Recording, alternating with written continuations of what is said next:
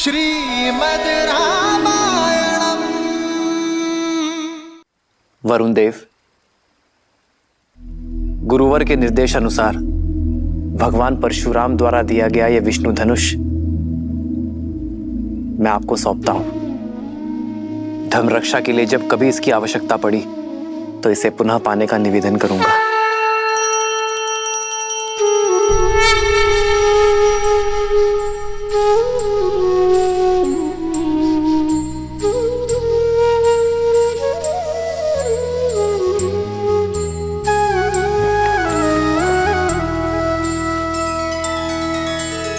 वरुण को सारंग सौंपा, शस्त्र से ना मोह है। लोभ शक्ति का नहीं, जनहित ही पावन योग है। पुरुषार्थ करके विजय पाना, पथ है सबसे पावनम। नर को ये संदेश देते, धनुष तज नारायणम।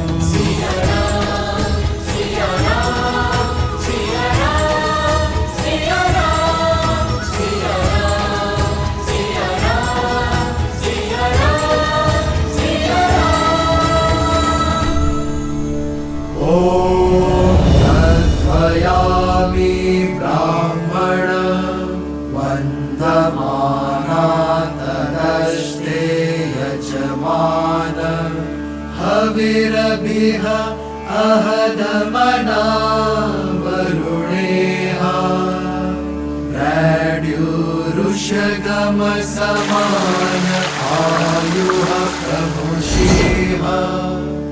ॐ वरुणाय नमः।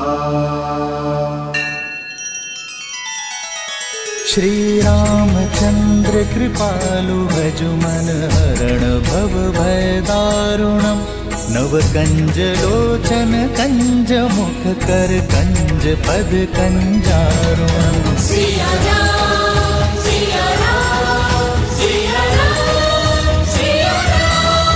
आदर्श और मर्यादा की है ये कथा महापावनम। काट मद श्री से मिला दे, श्रीमद् रामायणम। श्रीमद् रामायणम। सिया राम, सिया राम, सिया राम, सिया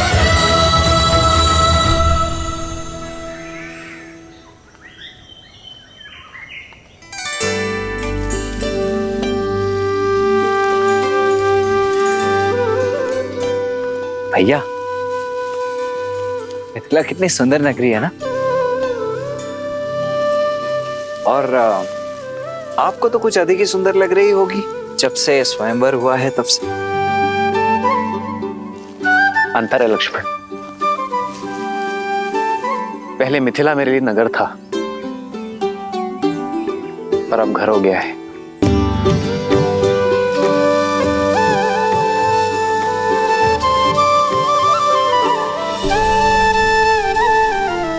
मैं माँ गौरी को धन्यवाद कहकर आता हूं लक्ष्मण। देवी सीता को पहली बार यही देखा था। जी भैया।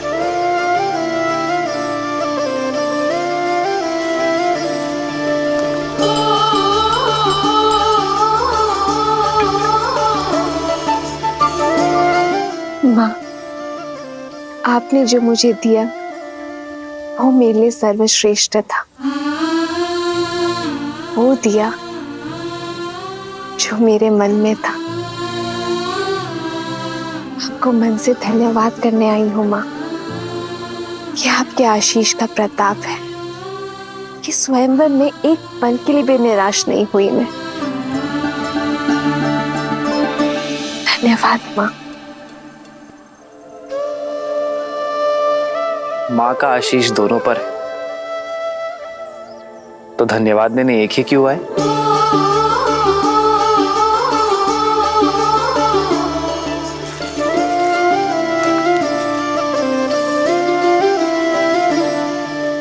आपका धन्यवाद माँ। आपके और महादेव के प्रताप से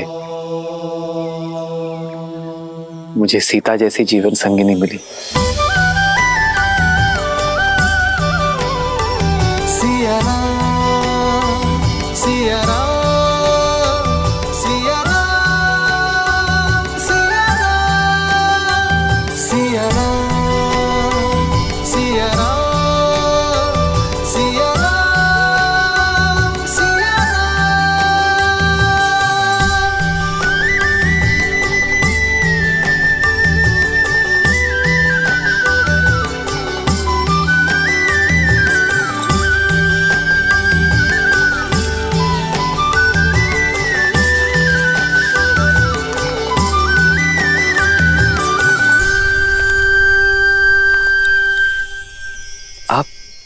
मेरे चरण स्पर्श क्यों कर रही?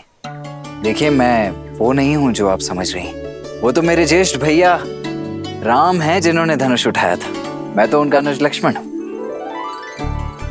किसने कहा मैं आपके चरण स्पर्श कर रही हूँ?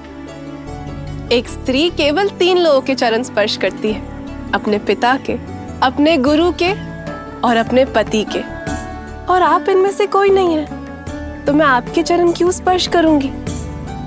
वो तो मैं ये पुष्प उठा रही थी जो मेरी सीता दीदी को बहुत प्रिय है, और मुझे भी। क्षमा कीजिए, वो देवी, ऐसे भूमि में पड़े हुए पुष्प किसी को भेंट नहीं करने चाहिए। परंतु आप निराश मत होइए, मैं एक क्षण।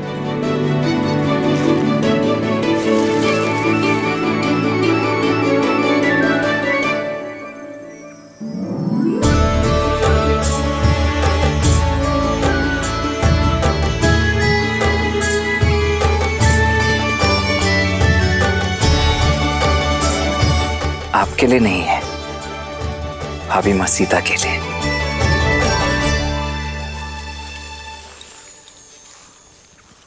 एक बात पूछ।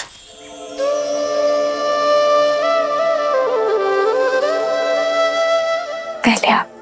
नहीं, स्त्री होने के नाते प्रथम अधिकार आपका है। जो आज्ञा।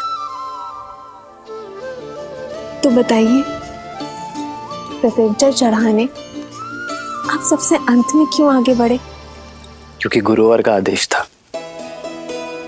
पर जब कोई प्रत्यंचा नहीं चढ़ा पा रहा था तो मैंने आपके नेत्रों में चिंता नहीं देखी।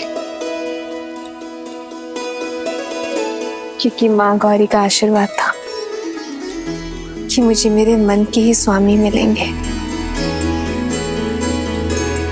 वरमाला के समय आपके नेत्रों में एक भाव था, जैसे आप जानती थी कि वरन हमारा ही होगा। क्योंकि आपकी विनम्रता और करुणा का संदेश आपकी मिथिला आने से पूर्व महादेव का संकेत बनकर पहुंच चुका था। यदि गुरुवर हमें मिथिला ना लेकर आते तो लाना पड़ता, क्योंकि भले ही वो ब्रह्म ऋषि है, पर महादेव के चयन और गौरी माँ के आशीर्वाद के आदेश के परे नहीं। बिना मुझे जाने मुझ पे इतना विश्वास? भूमि से उपजूं आर्य, एक झलक से समझ जाती हूँ कि किसके हृदय की भूमि में विश्वास का पौधा उपजेगा। महाबली लंकेश ने जब प्रयास किया था उस समय भी भय नहीं लगा आपको? नहीं,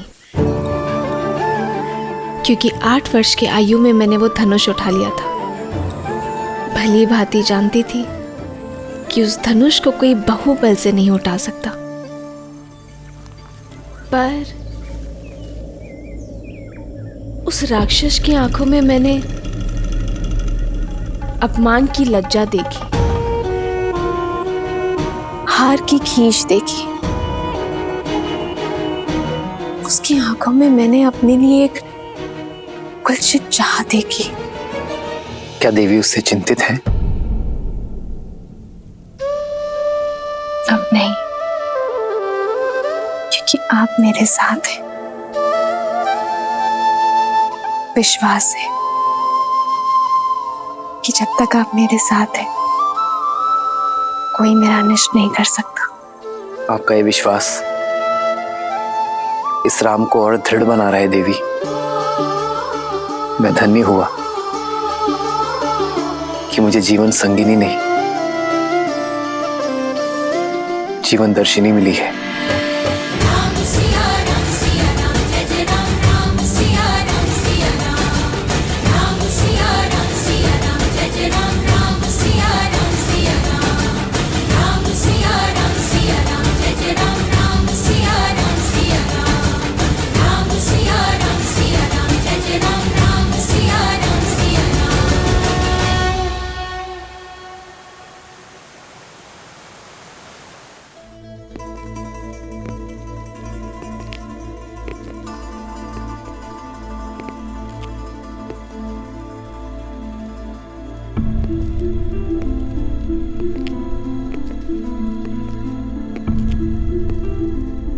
अंततः मेरी कामना पूरी हुई भैया।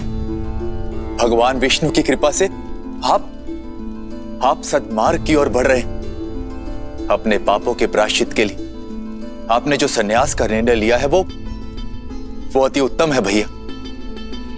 दुख तो केवल इस बात का है कि बहुत देर कर दी मैंने। कदाचित तुम्हारी बात पहले मान ली होती तो आज मेरे महादेव मुझसे रुष्ट ना होते। लंका को अब तुम जैसे सदाचारी राजा की आवश्यकता है। न्याय प्रियता से राज करना। भैया, यदि राज ही करना होता तो ब्रह्मदेव से संपूर्ण सृष्टि का राज्य मांग लेता, किंतु मुझे विष्णु भक्ति रहने दीजिए। और ये राज्य संभालने के लिए तो आपका महाप्रतापी पुत्र मेघनाथ है ना।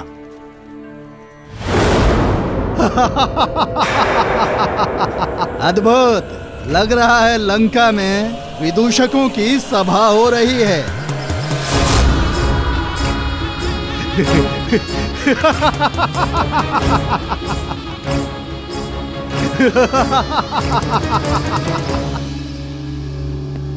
मुझे तो लगा था कि सिंहासन त्यागने की बात बोलकर इस भोली भाली शूर्पणखा को मूर्ख बनाया है, पर सत्य मेरे सामने है। कभी कल्पना भी नहीं की थी कि रावण को कभी सन्यासी वेश में देखूंगा। केवल वस्त्रों से नहीं, आत्मा से भी मैं संन्यास स्वीकार कर चुका हूं विद्युत जीवा। इसलिए विभीषण को राजा बनाकर राज्य के साथ साथ तुम्हारी बुद्धि ने भी संन्यास ले लिया है रावण। ये विष्णु भक्त केवल विष्णु के गुणों का गायन कर सकते हैं, राज्य संचालन नहीं। केवल मैं इस स्वर्ण सिंहासन योग्य हूं। सत्य है, बुद्धि कुंड हो गई मेरी। सबसे योग्य पात्र मेरे समक्ष है और मैं उसे पहचान नहीं पाया। चलो, दुर्घटना से देर भली। विद्युत जीवा, लंका का सिंहासन तुम्हारी प्रतीक्षा कर रहा है।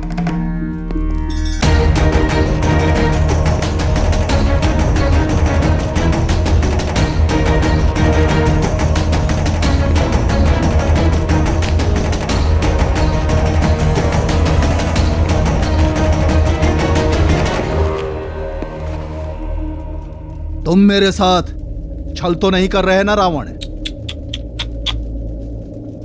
एक सन्यासी पर ऐसा लांछन मेरे बहनोई।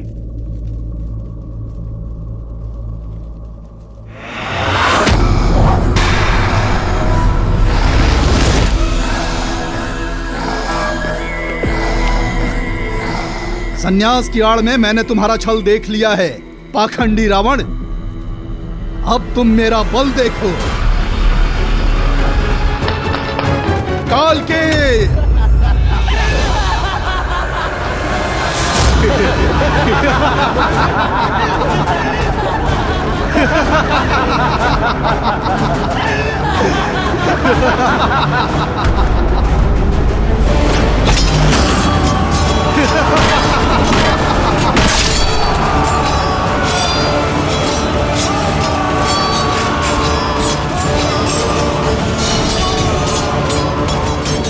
बंदी बना लो इसे।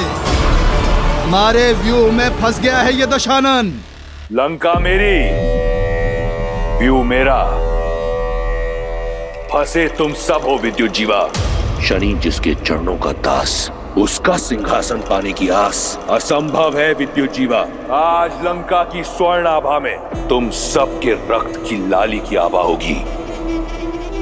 हर हर महादेव।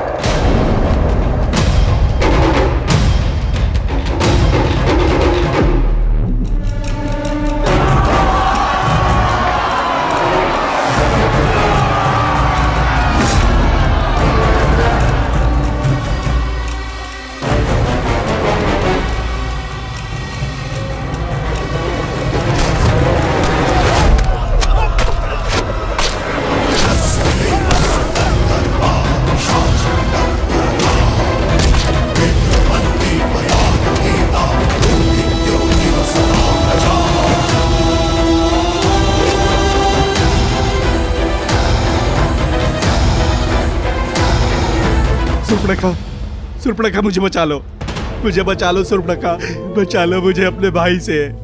मैं तुम्हारा पति हूँ, तुम्हारे पुत्र का पिता हूँ। दया करो सुर्पणखा, दया करो। दशानन मुझे क्षमा करो। रावण के शब्दकोश में द से दमन और दंड है, दया नहीं।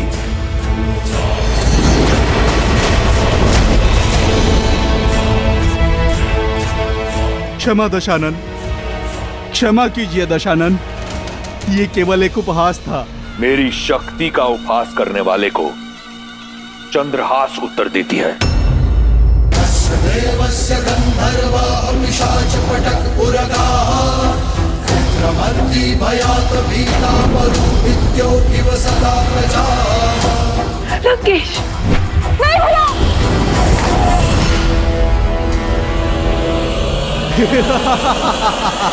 मुट्ठी भर दैत्य कालकेयों को मारकर स्वयं को सर्वशक्तिशाली समझ रहे हो मूर्ख दशानन। माया युद्ध के महारथी विद्युत जीवा से नहीं जीत सकते अब तुम। अपनी माया से जब चाहे पाताल लोक जाकर अनगिनत मायावी कालकेयों को ला सकता हूँ मैं। राक्षसों की रक्षा के लिए स्वयं रक्षम का नारा भूल जा, अपनी रक्षा की सोच।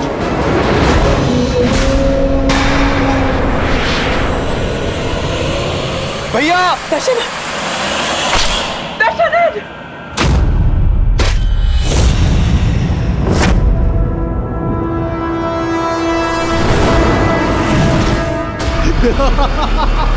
और सुर्पणखा, तुमने अपने पति से घात किया है, अपने पति को मरवाने की चेष्टा की, किंतु मैं अपना वचन अवश्य निभाऊंगा। तुम्हारे भाई को मारकर तुम्हें बनाऊंगा लंका की पटरानी।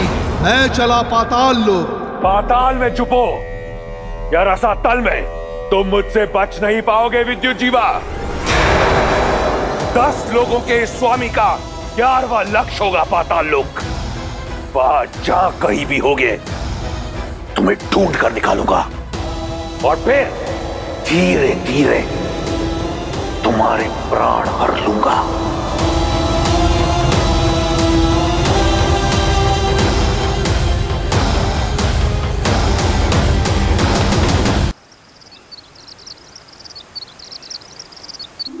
दूतों ने सूचना दी है लक्ष्मण, पिताश्री किसी भी क्षण आते ही होंगे। हमें देखकर पिताश्री कितने भावुक हो जाएंगे ना भैया। देखिए, कदाचित पिताश्री आ गए।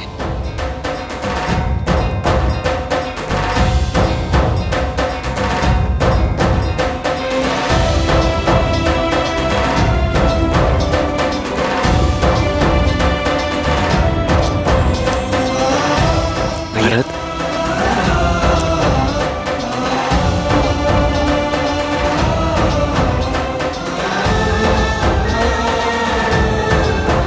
भरत,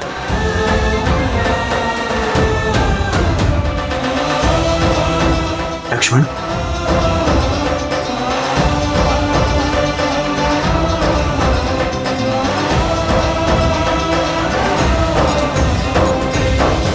भरत, इतना शीघ्र? सूचना मिलते ही प्रतीक्षा ना कर सका भैया मैं। रात्रि विश्राम किए बिना ही आपसे भेंट करने चला आया। आप नहीं जानते भैया कि मेरा मन कितना गर्वित हुआ है ताड़का और मां अहिल्या की मोक्ष गाथाएं सुनकर। और अब अपने राम भैया के विवाह को देखकर हर्षित होऊंगा मैं।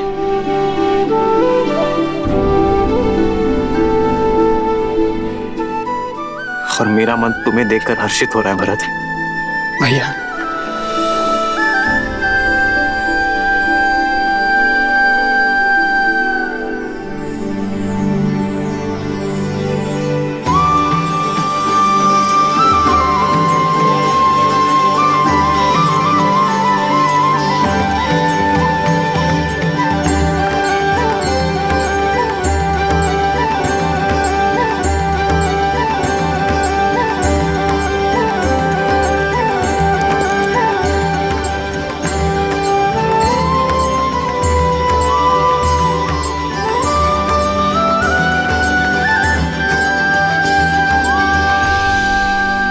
श्री राम और देवी सीता के विवाह की पावन बेला निकट आ गई है।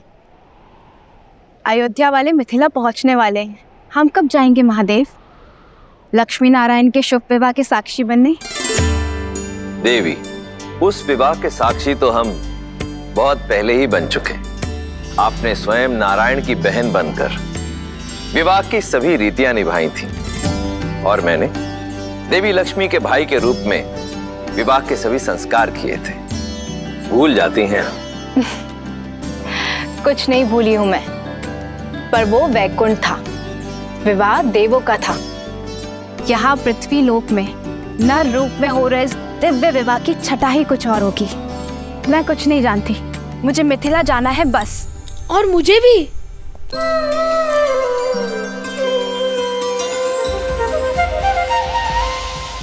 बड़े दिन हो गए, भरपेट स्वादिष्ट भोजन नहीं खाया। कैसी बात करते हो गणेश? हर पूजा अनुष्ठान में सबसे पहला भोग तुम्हें ही तो लगाया जाता है। उसे भोजन कहते हैं आप? मेरी डाल भी गीली नहीं होती उससे। मनुष्य बड़े छली है माता, भोग का नाम लेकर तनिक सा मेरी सूंड पर लगाते हैं और प्रसाद कहकर स्वयं डकार जाते हैं। पर यहाँ विवाह में साक्षात मन चाहा मन भरकर खाने का अवसर मिलेगा ना? देवी, हमारे पुत्र का कथन सर्वथा उचित है।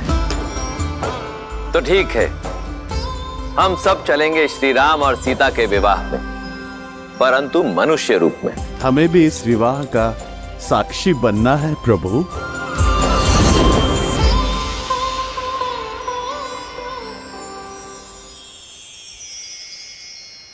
आप सभी नारायण का परिवार है, तो इस विवाह में आपको कैसे भूला जा सकता है? हम सभी जाएंगे राम और सीता के शुभ विवाह के साक्षी बनने। जय श्री राम। जय श्री राम। जय श्री राम। सिया राम, सिया राम, सिया राम।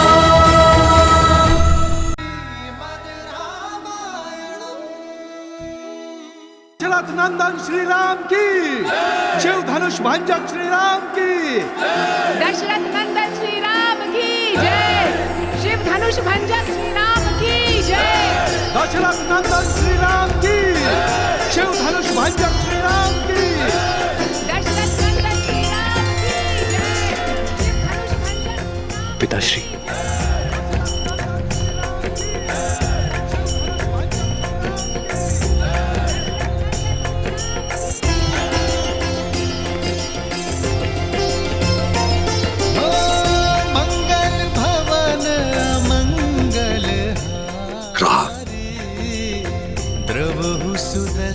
अयोध्या से जब विदा ली थी तो पुत्र तुम दशरथ नंदन थे, और आज तुमसे यहां भेंट हो रही है तो मैं राम का पिता हूं। इतने कम दिनों में मेरा पुत्र इतना बड़ा हो गया।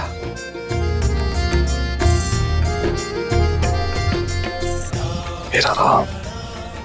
आपकी चरणों की धूल के स्पर्श से ही ये सामर्थ्य पा सका हूं पिताश्री। इनका स्पर्श मुझसे आप भी नहीं छीन सकते। रघुकुल रीत सदा चली आई, प्राण जाए पर वचन। पुत्र, तुम्हारा स्थान मेरे चरणों में नहीं, मेरे गले लग जाओ पुत्र। राम सिया राम, सिया राम जय जय राम। राम सिया राम, सिया राम जय जय राम। राम सिया राम, सिया राम जय जय राम। राम सिया राम, सिया राम जय जय राम। प्रणाम पिताश्री। पुत्र लक्ष्मण, आयुष्मान बाबा।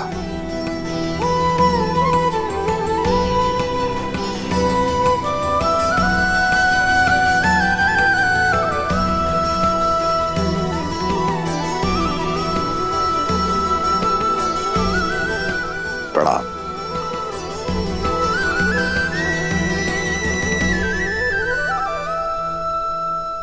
भूलोक पर कोई माया या दिव्य प्रदर्शन नहीं, अन्यथा हमारा भांडा फूट जाएगा और मेरा भोग छूट जाएगा। अब वेश परिवर्तन करें।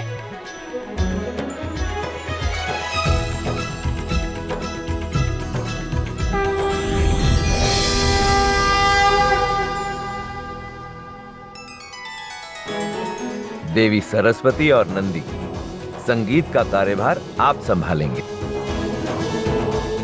मैं वायुदेव, मैं विवाह का पंडाल बनाऊंगा। मैं अग्निदेव और मैं स्वादिष्ट भोजन का प्रबंध करूंगा। और मैं आपका सहायक बन जाता हूँ। भोजन जाएगा तो रसोई घर से बन के ही ना। उचित है, मैं इस समूह का मुखिया बनूं, त्रिलोकदर्शी साधु। और मैं आपकी सेविका।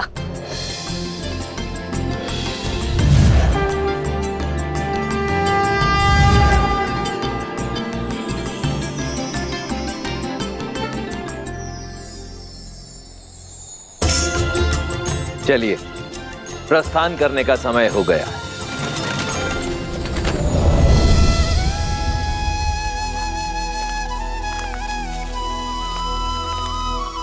प्रभु, हम तो आपके ही पधारने की प्रतीक्षा में थे। हर कल्प और हर राम अवतार की भांति क्या इस बार भी मुझे आपका मार्गदर्शन करने का सौभाग्य प्राप्त होगा? काकभूषुंडी, आपको ये प्रश्न पूछने की कोई आवश्यकता ही नहीं, क्योंकि जो स्वयं मेरे प्रभु श्री राम की कई जीवन लीलाओं का साक्षी बना, उनसे अच्छा मेरा मार्गदर्शन भला और कौन कर सकता है? प्रभु, मार्ग तो मां सीता और प्रभु राम दिखा रहा है इस संसार को। प्रेम का मार्ग, त्याग का मार्ग और समर्पण का मार्ग। श्री रामचंद्र कृपालु भजु मन हरण भव भय दारुणम। नव कंज लोचन कंज मुख कर कंज पद कंजारुणम। सिया राम सिया राम सिया राम सिया राम। आदर्श और मर्यादा की है ये कथा महापावनम। काट मद श्री से मिला दे श्रीमद् रामायणम। श्रीमद् रामायणम। सिया राम सिया राम सिया राम सिया राम।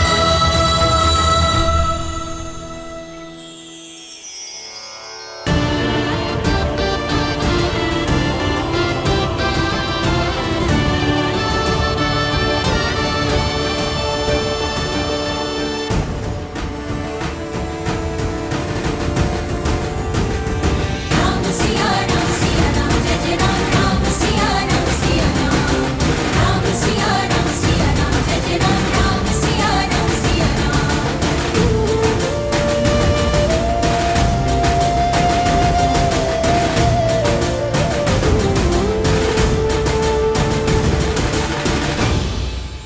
अयोध्यापति महाराज दशरथ, यह है मेरी पुत्री सीता।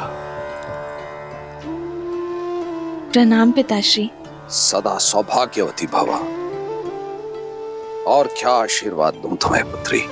रूपशील हो, गुणवती हो और सात्विकता तो तुम्हारे मुख पर है ही।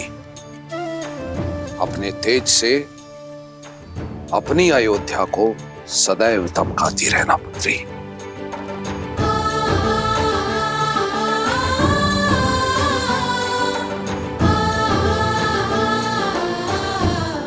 राम, तुमने गुरुओं से सीखी सारी योग्यता लगा दी है इस चैन में। राम सिया राम जय जय राम। राम सिया राम।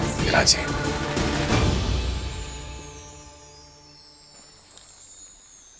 अयोध्यापति, अब मैं अपने परिवार से आपकी भेंट कराता हूं। सीता की माता से तो मिल ही चुके हैं आप। प्रणाम। ये मेरी छोटी पुत्री उर्मिला, ये मांडवी श्रुतकीर्ति। ये दोनों मेरे अनुज कुशाध्वज की पुत्रियां हैं।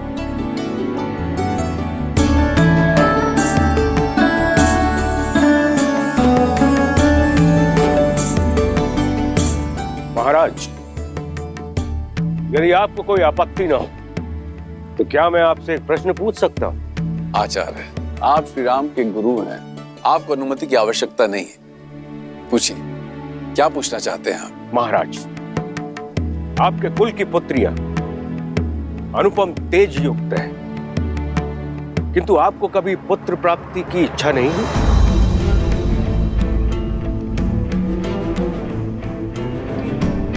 या फिर कभी इस बात का भय नहीं सताया कि आपकी मृत्यु के बाद आपको तर्पण कौन देगा, या फिर आपके लिए स्वर्ग का मार्ग कौन बनाएगा?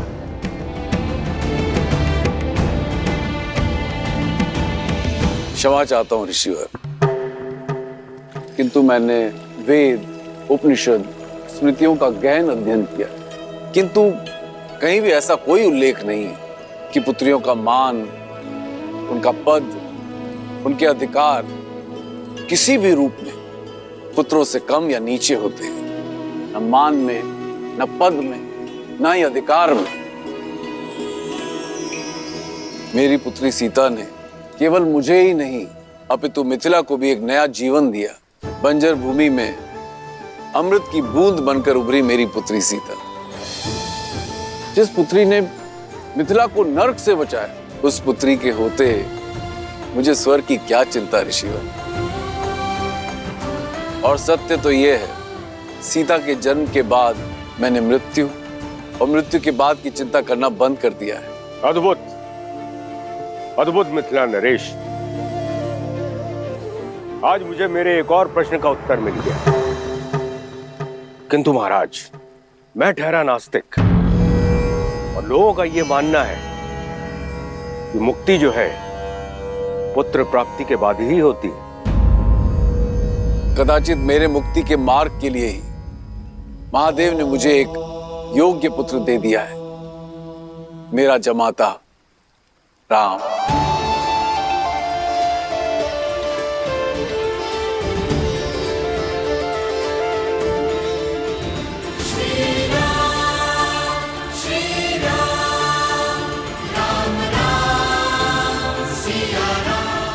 उचित कहा राजर्षि जनक, विवाह संबंध वर वधु के बीच ही नहीं, दो परिवार के बीच जुड़ता है। राम अब आप ही का पुत्र है। हम सबके बीच भी यही चर्चा चल रही थी मिथिलेश, कि क्यों ना आपको कुछ और पुत्र सौंप दिए जाएं। मैं आपका तात्पर्य नहीं समझा ऋषिवर। आपकी 4 पुत्रियां हैं जनक, और अयोध्या के 4 राजकुमार। इससे सुंदर संजोग और संबंध नहीं हो सकता। लक्ष्मण और उर्मिला, भरत और मांडवी, शत्रुघ्न और श्रुत कीर्ति का मेल आयु और गुण के अनुसार उत्तम होगा।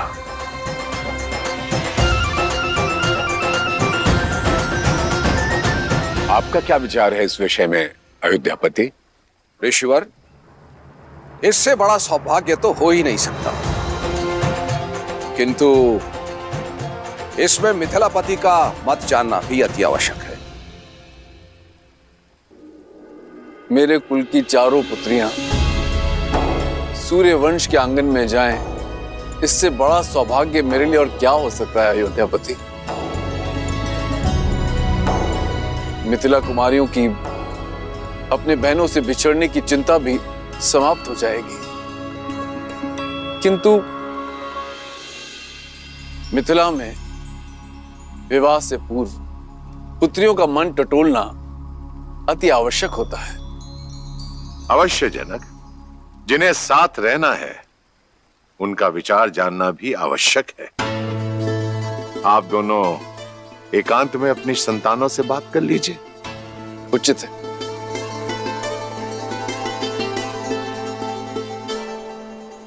बोलो अनुज, प्रसन्न हो?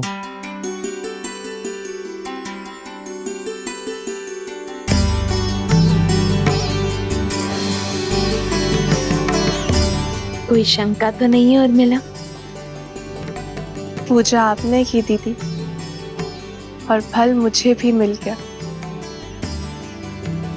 और वैसे भी महादेव और माता गौरी के निर्णय पर कैसी शंका। पर सीता दीदी की पूजा का फल केवल उर्मिला दीदी को क्यों मिलेगा? हमें भी तो मिलना चाहिए ना, क्यों मानवी दीदी? कितनी बार निवेदन करूंगा भाई, अयोध्या से संबंधी पधारे हैं, कुमारी जानकी के विवाह तक कोई भीतर नहीं जा सकता। आप लोग के भोजन का प्रबंध उधर उस पंडाल में किया गया है। भद्र, मैं भी तो कब से यही निवेदन कर रहा हूँ कि हम इसी शुभ विवाह के प्रबंध के लिए आए हैं। मैं आपको अपने दल का जब परिचय दूंगा ना, आप स्वयं समझ जाएंगे।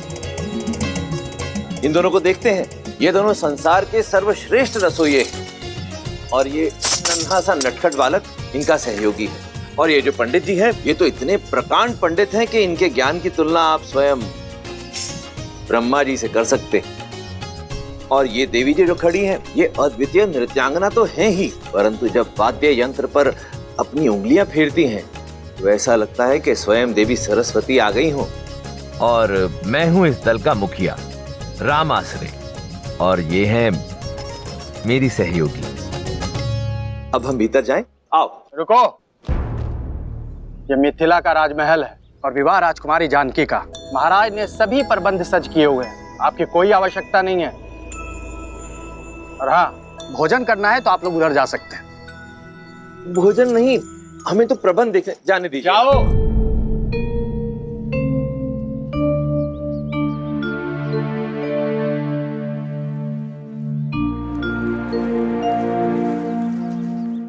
अब क्या करेंगे?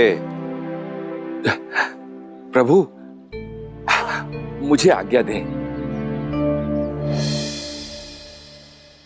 उचित है, आप जाइए। जी। मुझे भी आज्ञा दीजिए प्रभु। अब आपको किस बात की आज्ञा चाहिए? और कितनी देर प्रतीक्षा करें प्रभु? मैं अदृश्य बनकर वहां चला जाऊं? अदृश्य होना तो हमको भी आता है वायुदेव, पर दिव्य शक्ति प्रयोग नहीं करनी ना। गणेश, अदृश्य होकर बहना मेरा अधिकार है, और सबसे पहले भोग ग्रहण करना मेरा अधिकार है। मैं चलूं पिताजी? कोई कहीं नहीं जाएगा, सब यहीं प्रतीक्षा करेंगे। मैं कुछ सोचता हूँ। जो भी सोचना है शीघ्रता से सोचिए, भूख से मेरा पेट दर्द कर रहा है। मेरा भी भूख के मारे जान जा रही है।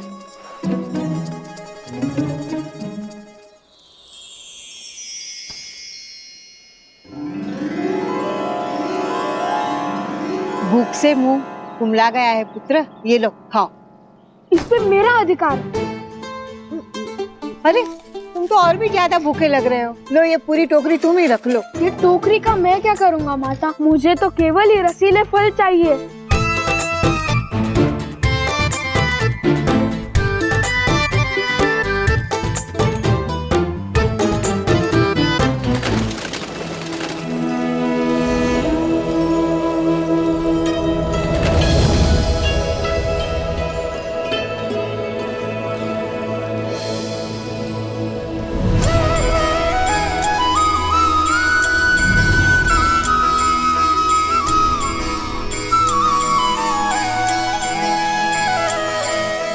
मिथिलापति, मेरे चारों पुत्र विवाह के लिए सज्ज हैं राजऋषि। मेरी पुत्रियां भी महाराज।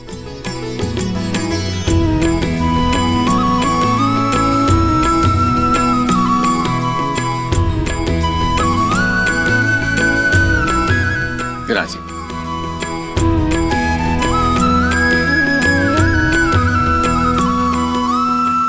तो राजगुरु सतानंद, आज्ञा गुरु जी। तो विवाह की तिथि निकलवाई जाए। मैं शीघ्र अति शीघ्र संसार के इस पावन मंगल विवाह की तिथि निकालता हूं। रुको सदानंद,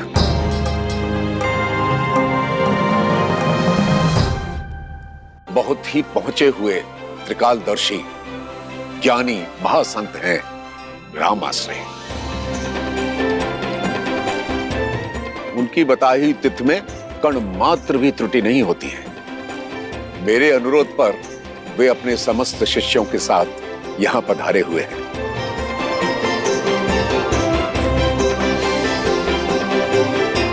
मैं देख सकता हूं वो अपनी साथियों के साथ महल के द्वार पर प्रवेश कर चुके हैं।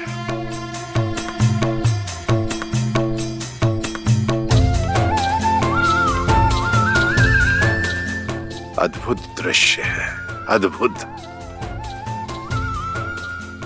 राम के विवाह की तिथि राम आश्रय निश्चित करेंगे। राम, जाओ जाकर उन्हें ससम्मान अंदर ले आओ। जी आचार्य। पुत्री सीता, उनके साथ उनकी एक सेविका और कुछ साथी भी हैं। उनका तुम स्वागत करो, मंगलमय होगा। जो आगे।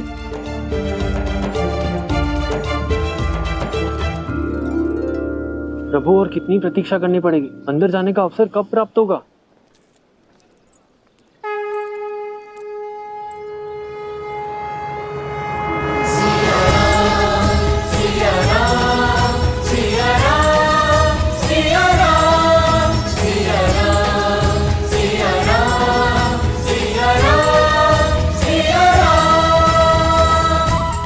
हम सबकी प्रतीक्षा समाप्त, क्योंकि हम सबका स्वागत करने के लिए स्वयं नारायण और देवी लक्ष्मी पधार रहे।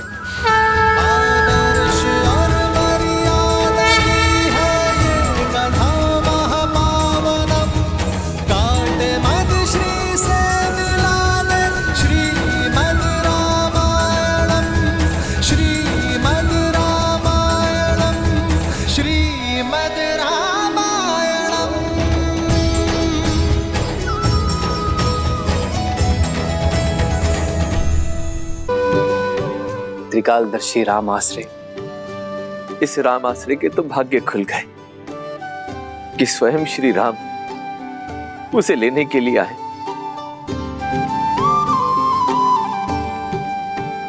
देवी गौरिका समेत आप सभी को सीता का प्रणाम।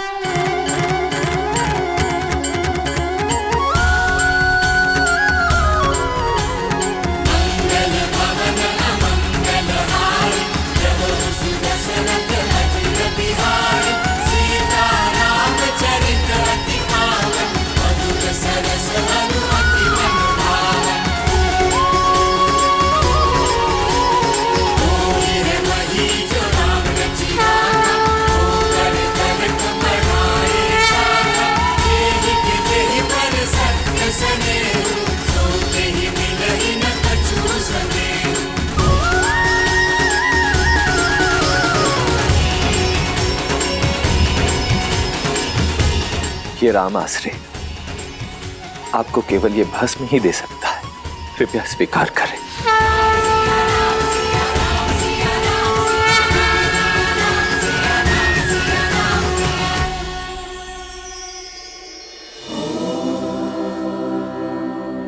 जगत पूजे जगत वंदे सर्वशक्ति स्वरूपे। आइए।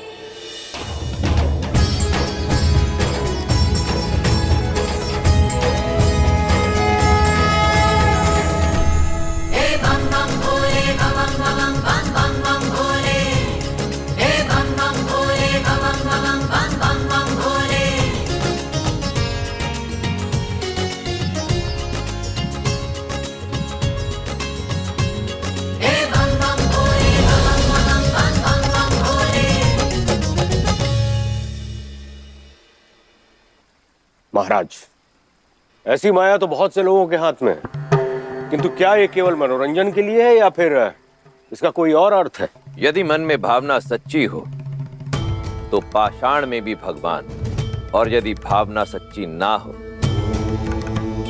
तो भगवान भी पाषाण है, भद्र जाबाली। परंतु आप तो नास्तिक हैं, इसलिए इस तथ्य से अनभिज्ञ हैं।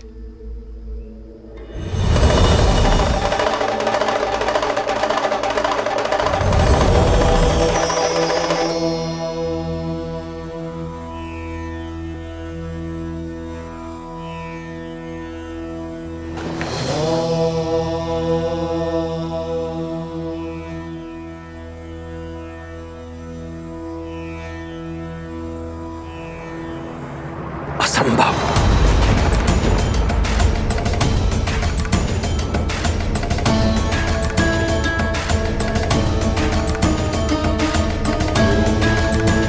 कोई समस्या है महाशय?